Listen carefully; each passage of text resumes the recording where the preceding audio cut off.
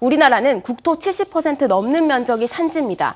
그만큼 산사태 취약 지역이 많을 수밖에 없는데요. 지금 큰 비가 일주일 넘게 이어졌기 때문에 산지와 집안은 물을 잔뜩 머금었습니다. 전문가들은 우리나라 산 어디든지 무너지더라도 전혀 이상하지 않다고 말하고 있습니다. 사전 징후 없이 토사가 민가나 도로를 덮치는 일들이 발생하고 있기 때문에 산사태 취약 지역에선 선제적으로 대피하셔야겠습니다. 이런 경우는 처음 겪어봤다. 이런 이제 분들이 많더라고요. 특히 이제 경북 산사태 지역에서 왜 이런 현상이 좀 집중이 됐을까요? 사실 산사태를 일으키는 발생 원인을 조금 생각해 볼 필요가 있는데요. 네. 첫 번째로는 강우의 총량과 강우의 강도입니다. 그래서 이 두 가지 요인이 강우에 의한 요인이고요. 그 외에도 어떤 나무들이 심겨져 있냐는 거죠. 예를 들어서 보면 침엽수대가 활엽수대보다 훨씬 더 뿌리가 얕아서 산사태가 많이 나거든요. 그다음 두 번째로는 지질 구조에 따라서도 틀리고요. 그다음에 상류 쪽에 개발 행위가 있었냐 없었냐에 따라서도 달라질 수 있고요. 그다음 마지막으로는 바람도 중요한 요인 중에 하나입니다. 이런 요인들 중에서 그 하나 제일 중요한 걸 꼽으라 그러면 강우 총량과 강우 강도입니다. 왜 이런 경험을 못 하셨냐라고 생각해 보면 사실 이런 비도 처음이라고 생각하시는 게 맞죠. 굉장히 많은 비가 왔습니다.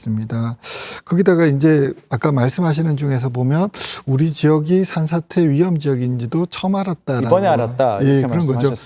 그거는 사실은 여러 가지 특징이 있습니다. 왜냐하면 우리 인터넷을 잘 사용하고 그런 정보 시스템에 아주 잘 하시는 분들은 쉴 새 없이 정보들을 취득할 수 있지만 시골에 계신 분들은 오랜 경험적으로 생활을 하시기 때문에 그런 정보 취득이 조금 어려우신 것 같고요.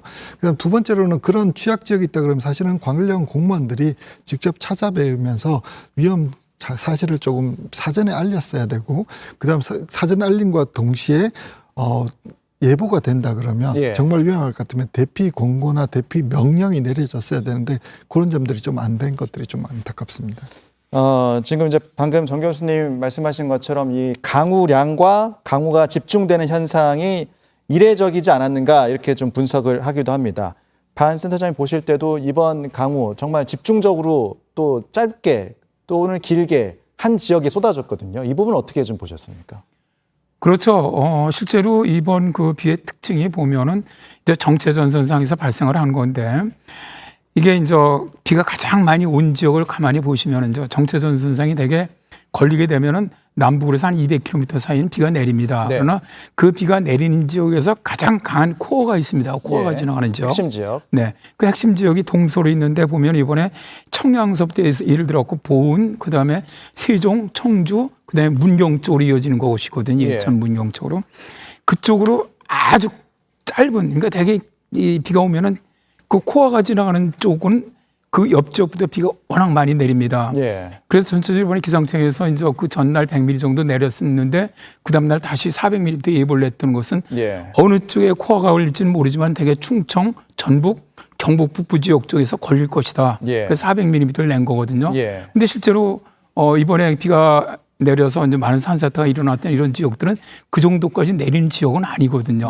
그러다 보니까 실제로 예상보다 훨씬 더 많은 비가 또 강도가 그러니까 시간당 30에서 80mm 정도의 엄청 강한 강도가 내리다 보니까 이런 산사태가 발생했다고 봅니다. 잠시 후에 다시 얘기하겠지만 이런 현상은 이제 앞으로 또 벌어질 수 있는 부분입니까? 그렇죠. 앞으로는 더 강하게, 더 자주 발생할 수밖에 없겠죠.